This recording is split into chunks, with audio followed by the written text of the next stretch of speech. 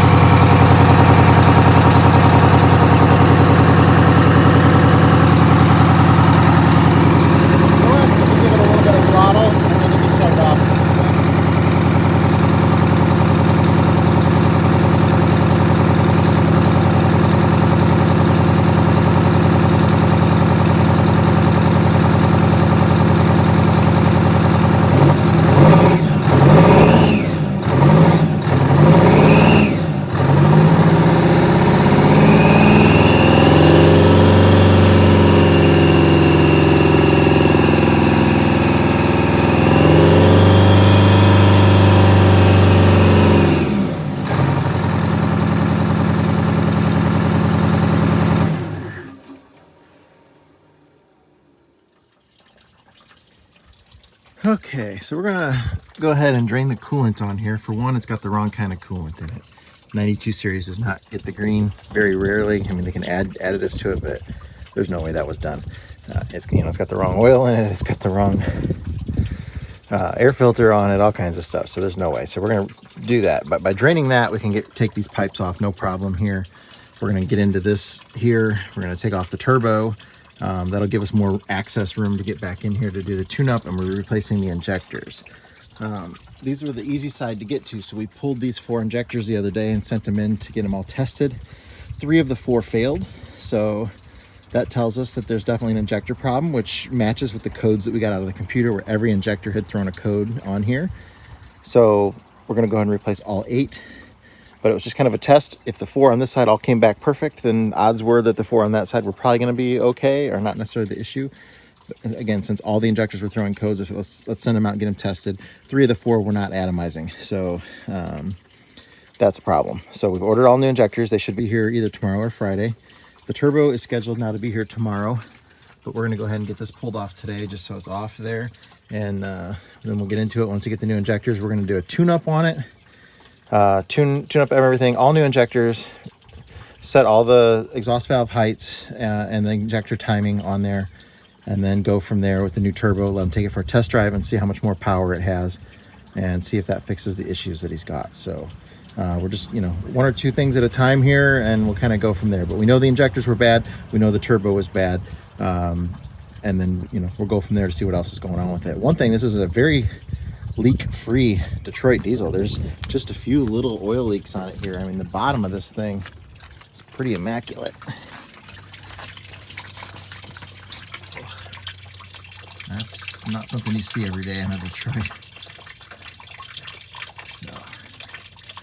So. Okay, well, anyways, we're getting the coolant drained out of here, and we'll go from there.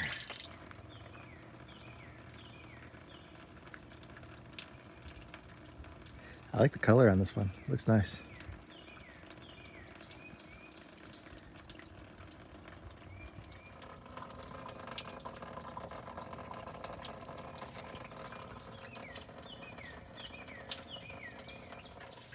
Look how nasty.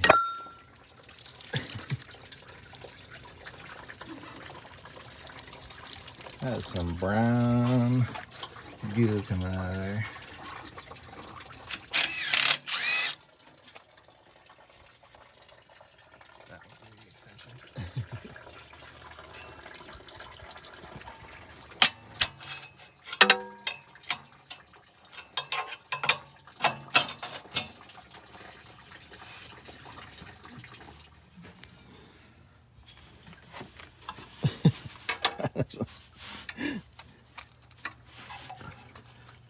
Limited room. Is it turning? I can't tell. Can you see it? No, let me get my flashlight on it here. Okay, you're on it. The whole pipe is wanting to turn.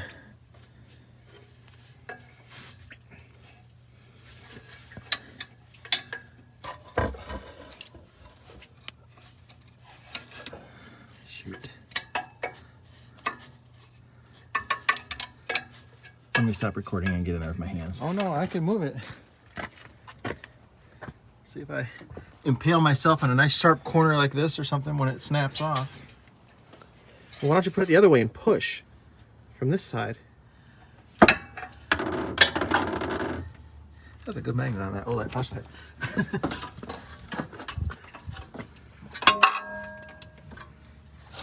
Is that, nope, that wasn't a good magnet on the light flashlight. Something else fell. No. Ready? Yep. Is it actually turning? Yeah, I can see the whole bolt turning. Okay, I thought it was gonna snap for sure. Keep going. We don't know. It might. Yeah, I'm seeing the whole thing move. Probably should get the other one moving a little bit.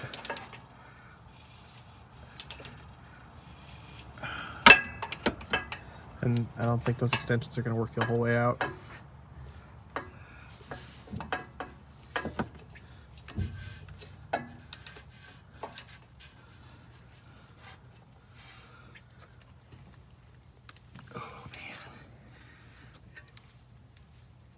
Ooh, boy.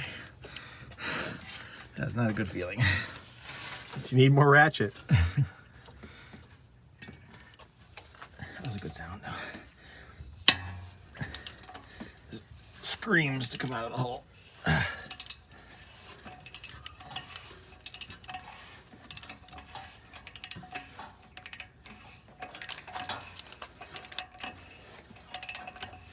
gotta be careful here. Make sure I can still get that. Better get this extension. We've been soaking the turbo in Croil, trying to get in here and get it apart. It is definitely rusted seized together there. One of the first things when he came in, I ran my finger through the dipstick oil here and it's so thin, and confirmed with him. He said, hey, I just had an oil change at a shop right before he got here. And then I said, we need to find out what they put in it because it doesn't feel like 40 weight.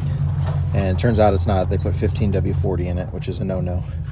So it's one thing, a learning curve on these. You got to have the right oil in them. And new shops have no idea what goes in this old stuff. So that's your one with the damn engine. I got wiring harness behind my head there. Now we can disconnect the exhaust. Alright, circle back in. Are you recording that too? I am. Get in there all the way. I will be in a second. I had to let everyone on Snapchat who was laughing at me for earlier the stick figure drawing of how I fit in here. It's a great time. Wrench.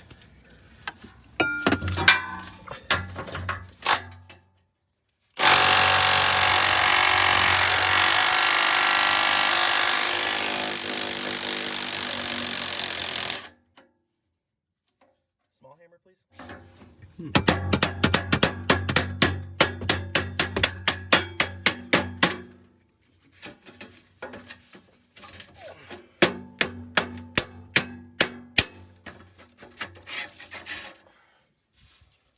One down. One more to go. Will that pipe pull out of there? Doesn't seem too attached down there. You might want to double check, but I don't know that anything holds it after that clamp to the ground. Doesn't look like it the way it's moving. There's nothing up here, so unless there's something right underneath here. That was it. I'm gonna need my pry bar. It's coming though. It is? Yeah. No, it's not. See this where it's not rusty? That's where this was sitting. The clamp, not. Maybe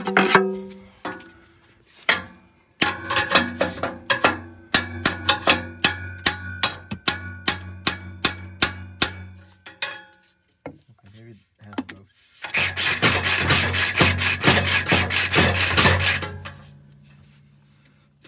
Yeah, you want to tap on that wide.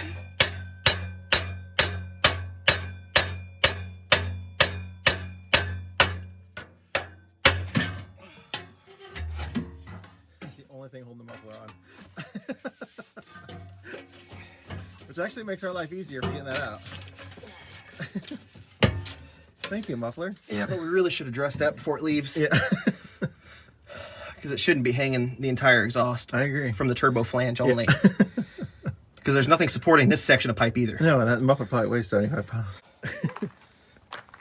That was the only way we could get that turbo out of there. That's hilarious. That was not fun.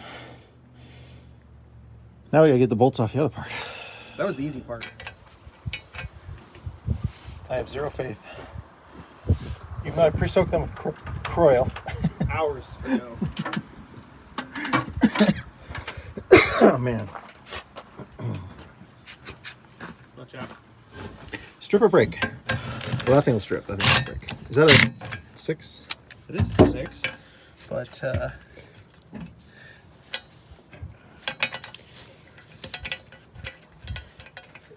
it's not exactly a... Okay, we're kind of at a standstill now, just waiting on parts for this Wanderlodge, but everything's going well. And when we get back together here and get a tune-up done, the timing set on the injectors and the new turbo, and take it for a test drive and see how it's doing.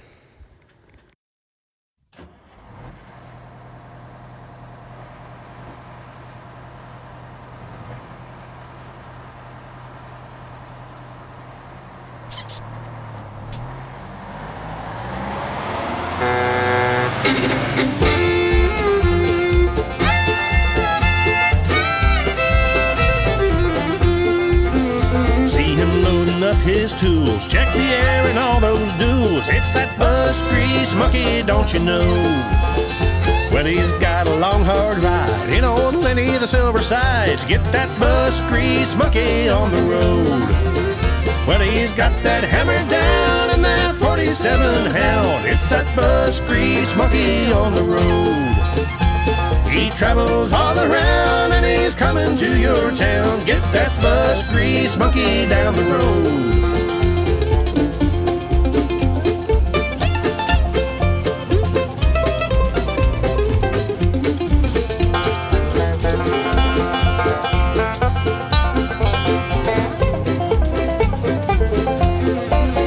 See that 4104 with the propped up engine door. Watch that bus grease monkey do his thing. 30 years behind that barn, 'cause it don't run worth a darn. Watch that bus grease monkey make it sing. He knows them Detroits, there's no doubt, upside down and inside out. It's that bus grease monkey, don't you know? Saving buses far and wide in that old blue Silver Sides. It's that bus grease monkey, don't you know? Now he's moved his family to the hills of Tennessee. Watch that bus grease monkey make his home, bringing buses back to life with the help of his dear wife. Watch that bus grease monkey get it done. Well, he travels town to town looking on them old greyhounds. It's that bus grease monkey, don't you know? Saving buses far and wide in old Lenny the Silver Sides. It's that bus grease monkey, don't you know? It's that bus grease monkey, don't you know? It's that bus grease monkey, don't you know?